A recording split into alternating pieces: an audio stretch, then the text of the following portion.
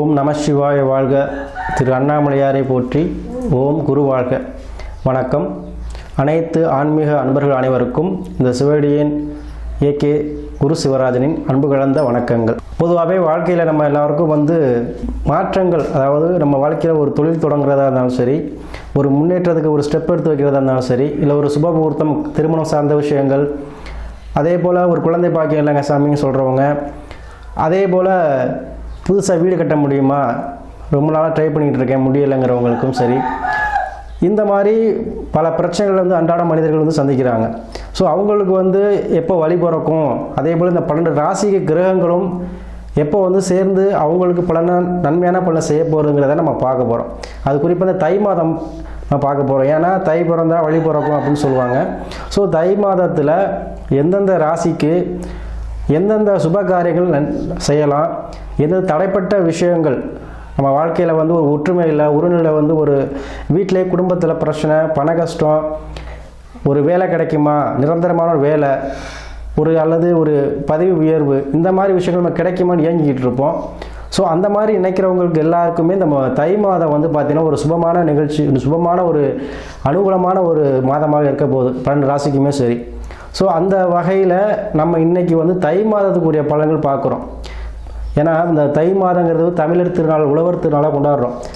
So எல்லாருக்குமே இந்த தை மாத உழவர் திருநாள் வாழ்த்துக்களை ஃபஸ்ட்டு சொல்லிக்கிறேன். அதே போல் இந்த தை மாதத்தில் முக்கியமாக நம்ம கண்டிப்பாக ஒவ்வொரு வீட்லேயும் எதிர்பார்க்கக்கூடிய மாதம் தை மாதம். ஏன்னா நம்ம ஒரு சுப நிகழ்ச்சியாக இருந்தாலும் சரி, ஒரு புதிய தொழிலாக இருந்தாலும் சரி, ஏதோ நம்ம நல்லது நடக்குமா நடக்காதான் ஏங்கிக்கிட்டு இருக்கவங்களுக்கு இந்த தை மாதம் கை கொடுக்கும். அது எல்லா ராசிக்குமே இந்த தை மாதம் அனுகூலமான பலன்களை செய்ய போகுது. அதே போல் இந்த தை மாதம் சிறப்புகள் இருக்குது. முக்கியமாக இந்த தைப்பூசம் வருது. அதாவது பார்த்திங்கன்னா பௌர்ணமி அன்னைக்கு தான் இந்த தைப்பூசம் வருது. தை மாதம் 18ஆம் தேதி ஞாயிற்றுக்கிழமை வருது. ஸோ அனைத்து ராசினருமே சரி இந்த தைப்பூசத்துக்கு ஒரு தடவையாச்சும் இந்த முருகப்பெருமான், சிலவங்க பழனிக்கு தான் போகணும், திருப்பரங்குன்றம் போகணும், திருச்செந்தூர் போகணும் அப்படின்னு நினைப்பீங்க. அதெல்லாம் இல்லை. உங்களுக்கு அருகில் இருக்கிற எந்த ஒரு முருகன் கோயிலாக இருந்தாலும் சரி போயிட்டு நீங்கள் வழிபாடு செய்வது நல்லது. ஏன்னா தைப்பூசத்துக்கு அவருடைய அருள் பரிபூர்ணமாக கிடைக்கும். அதே போல் ஒவ்வொரு ராசிக்கும் ஒரு முருகன் தலம் இருக்குது. இருந்தாலும் மேக்ஸிமம் போக முடியாதானே நான் அந்த 12 ராசி சொல்லையில் சொல்கிறேன். அப்படி போக முடியாதவங்க கண்டிப்பாக அருகில் இருக்கக்கூடிய முருகன் கோயிலுக்காச்சும் கண்டிப்பாக போயிட்டு வரணும். போயிட்டு உட்காந்து அமர்ந்து சாமி கும்பிட்டுட்டு உங்களால் முடிஞ்சதை செஞ்சுட்டு வாங்க. ஒரு அர்ச்சனையோ இல்லை மாலையோ வாங்கி போட்டு வாங்க. அது மிக சிறப்பாக இருக்கும். எதுவுமே தை மாதம் வரக்கூடியது. ஏன்னா இப்போ மார்கழிலேருந்து வரக்கூடிய நாட்கள் ஒரு 6 மாதங்கள் பார்த்திங்கன்னா பிரம்ம முகூர்த்த காலம்னு சொல்லுவோம். ஸோ அந்த பிரம்ம முகூர்த்த காலத்தில் நம்ம வழிபடுறது, ஆன்மீகத்தில் போகிறவங்களும் சரி சூப்பராக இருக்கும். தெய்வ வழிபாடு பண்ணுறது அனுகூலமாக இருக்கும். ஏன்னா அந்த மாதம் தான் தேவர்களுடைய கண் விழிக்கக்கூடிய மாதம். ஸோ அவங்களுடைய அருளாசி அவங்களுக்கு எல்லாருக்கும் கிடைக்கும். அதுவும் கலியுக கடவுள் முருகப்பெருமானுடைய ஆசி கிடைக்கணும்னா கண்டிப்பாக தைப்பூசத்துக்கு போங்க. அதே போல் இந்த மாதத்தில் சுப முகூர்த்த தினங்கள் நிறையா இருக்குது. பார்த்திங்கன்னா தை மாதம் 14ஆம் தேதி ஒரு முகூர்த்தம், தை 23 ஒரு முகூர்த்தம், தை மாதம் 25 ஒரு முகூர்த்தம் இருக்குது. சரிங்களா? இதெல்லாம் சுப முகூர்த்த தினங்கள். இந்த நாட்களை பயன்படுத்தி உங்களுடைய எந்த ஒரு சுப காரியங்களும் செய்யுங்க, சிறப்பாக இருக்கும். அதே போல் இந்த தை மாதத்தை பொறுத்த வரைக்கும் எல்லாருக்குமே ஒரு மகிழ்ச்சி, எப்படி பொங்கல் பொங்குதோ அது மாதிரி எல்லா குடும்பத்திலையும் மகிழ்ச்சி நிறைந்த ஒரு மாதமாக கண்டிப்பாக எல்லாருக்கும் அமைக்கும். நம்ம ஒவ்வொரு ராசிக்கு உள்ள பலனை நம்ம வரிசையாக ஒன்றுனா பார்ப்போம். அந்த வகையில் நம்ம இன்றைக்கி பார்க்கக்கூடிய ராசி கடக ராசி. இந்த கடக ராசிக்கு தை மாத பலன் எப்படி இருக்குன்னு பார்ப்போம். பொதுவாக இந்த கடக ராசி என்பது பார்த்திங்கன்னா நினைத்த காரியத்தை கச்சிதமாக முடிக்கக்கூடியவங்க. அது எந்த விஷயமா இருந்தாலும் சாதுரியமாக செய்யக்கூடியவங்க. அவங்களுடைய எண்ணங்கள் செயல்பாடுகள் பார்த்திங்கன்னா வேறு மாதிரி இருக்கும். எல்லாரும் நினைக்க மாட்டாங்க. அவங்க ஒரு வித்தியாசமாக நினைத்து அந்த காரியத்தை அவங்க நினைத்தது போல் நிறைவேற்றி காட்டக்கூடியவங்க இந்த கடகராசி என்பவர்கள். அது அவங்களுக்கு தனிச்சிறப்பு. ஏன்னா சந்திரன் அதிகம் பெற்றவர்கள். சந்திரன் எப்படி, அதாவது தண்ணி நம்ம சொல்லுவோம், சந்திரனுடைய அதிகம் பெற்று நம்ம குடிக்கிற நீர், வாட்டர். ஸோ அந்த வாட்டர் எப்படி நம்ம எந்த இடத்துல யூஸ் பண்ணாலும் அது தன்மையை அதுக்கு மாற்றிக்கணும். அது மாதிரி இவங்க மாற்றிக்கக்கூடிய அமைப்பை பெற்றவங்க. இவங்களுக்கு தை மாதம் பார்த்திங்கன்னா ராசிக்கு 7ல் பார்த்திங்கன்னா சூரியன், செவ்வாய், புதன், சுக்கிரன் எல்லாமே இருக்காங்க. ஸோ அப்போது இவங்களுக்கு இந்த மாதம் கண்டிப்பாக சுபமான நிகழ்ச்சிகள் அமையும்.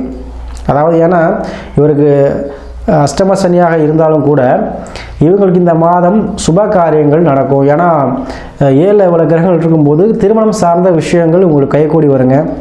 நிறையா பேருக்கு இந்த அஷ்டம சனி காலத்தில் நிறையா பேர் வந்து குடும்பத்தில் சண்டை சச்சரவாக இருப்பீங்க. சில பேர் குடும்பத்தில் கோர்ட் வரை டைவர்ஸ் வரைக்கும் போகக்கூடிய அமைப்புகள்லாம் இருக்குது அஷ்டம சனிக்கனால. ஸோ இப்போ வந்து பார்த்திங்கன்னா உங்களுக்கு இந்த மாதம் வந்து பார்த்திங்கன்னா திருமணம் தடைப்பட்டவங்க, திருமண விஷயத்தில் வந்து ரொம்ப நாளாக சின்ன கல்யாணம் முடிக்கணும்னு சொல்லக்கூடியவங்களுக்கு திருமணம் சார்ந்த விஷயங்கள் நடக்கும். மனைவழி சார்ந்து உங்களுக்கு ஒரு மாதமாக இருக்கக்கூடியது. மனைவழி உறவினர்கள், அதாவது மைத்துனன் அந்த மாதிரி விஷயத்தில் உள்ளவங்க உங்களுக்கு ஹெல்ப் பண்ணுவாங்க. அதுவே சகோதர வழியில் உங்களுக்கு அனுகூலமாக இருக்கக்கூடிய மாதம். ஏன்னா செவ்வாய் உச்சமாக இருக்கிறதுனால சகோதரிகள் அந்த வகையில் உங்களுக்கு நிச்சயமாக உங்களுக்கு உதவிகள் கிடைக்கும். மன சார்ந்த விஷயங்கள், ஒரு சொத்து வாங்கலாமா, இல்லை ஒரு கால்நடை வாங்கலாமா, இல்லை ஒரு அரசு வீடு லோன் போட்டு கட்டலாமா, கிடைக்குமா, இந்த மாதிரி விஷயங்கள்லாம் நினச்சிக்கிட்டு இருக்கவங்களுக்கு இந்த தை மாதம் நல்லா இருக்குங்க. கடகராசி அன்பர்களுக்கு இந்த மாதத்தில் ஒரு நகை, வெள்ளியோ தங்கமோ ஏதோ ஒரு வகையில் ஒரு ஆபரண சேர்க்கை வந்து ஏற்படும். அது கண்டிப்பாக நீங்கள் வாங்குவீங்க. ஏன்னா குரு வக்கரம் பெற்று உங்கள் ராசிக்கு பயனில் இருக்கிறதுனால கண்டிப்பாக பணங்காசு செலவு பண்ணி நகை எடுக்கக்கூடிய காலகட்டமாக இருக்கும். கடன் வாங்கியிருந்தீங்கன்னா அதை திருப்பி செலுத்தக்கூடிய மாதமாக இந்த கடகராசி அன்புகளுக்கு இருக்கும். சரிங்களா? ஏன்னா தை மாதம் வந்து உங்களுக்கு சிறப்பாக இருக்குது. அஷ்டம சனியாக இருந்தாலும் எப்போவுமே பாதிக்க மாட்டார். ஸோ மாத பலன்கள் வந்து கண்டிப்பாக நடக்கும். ஏன்னா வருடக்கோள்கள் சொல்லக்கூடிய சனி, குரு, ராகு, கேது இவங்கெல்லாம் பார்த்தீங்கன்னா ஒரு வருஷம், 1.5 வருஷம், 1 வருஷம் அப்படிங்கிறப்போ அது உடனே கொடுக்க மாட்டாங்க. ஒரு சில கிரகங்கள் பின்பகுதியில் கொடுக்கும், ஒரு சில கிரகங்கள் நடுப்பகுதியில் கொடுக்கும். ஆனால் இந்த மாத கோள்கள் சொல்லக்கூடியது அந்த மாதத்தில் கண்டிப்பாக அது கொடுக்கக்கூடிய பலன் கொடுத்துட்டு போயிடும்.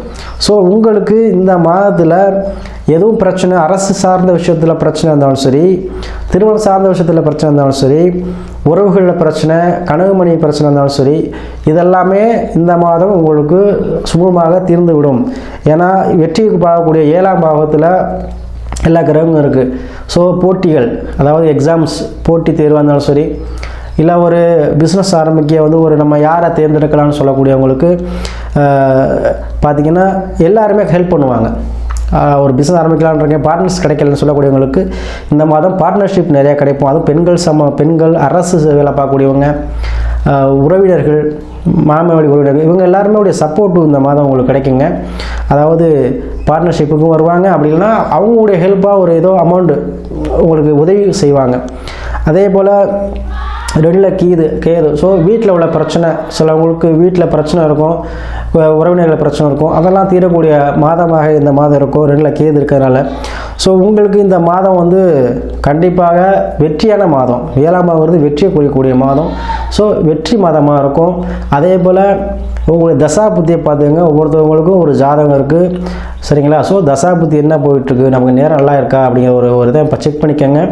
செக் பண்ணிக்கிட்டு அதுபோல் நீங்கள் வந்து உங்கள் வாழ்க்கையை வந்து அமைச்சுக்கோங்க. இந்த மாதம் கண்டிப்பாக உங்களுக்கு வெற்றி மாதமாக அமையும். நீங்கள் பயப்படவே வேண்டாம். அதே போல் ராகு பகவான் வந்து உங்களுக்கு 8ல் இருக்கிறதுனால கண்டிப்பாக வெளிநாடு சம்மந்தப்பட்ட விஷயங்கள் உங்களுக்கு கை கொடுக்குங்க. சனி பகவான் மாறிட்டார், அஷ்டம சனி மாறிடுச்சு உங்களுக்கு. ஸோ இவ்வளோ நாள் இந்த அஷ்டம சனியில் பாதிக்கப்பட்டிருப்பீங்க. இனி வரும் காலங்கள் உங்களுக்கு அஷ்டம சனி இல்லை. ஸோ தந்தை உறவு மட்டும் கொஞ்சம் இது பண்ணிங்க. தந்தையுடன் இருந்த மனக்கசப்புகளையும் கூடிய மாதமாகவும் இந்த மாதம் அமையும். கடகராசி அன்பர்களுக்கு தை மாதம் வந்து வெற்றியான மாதமாக அமையும்.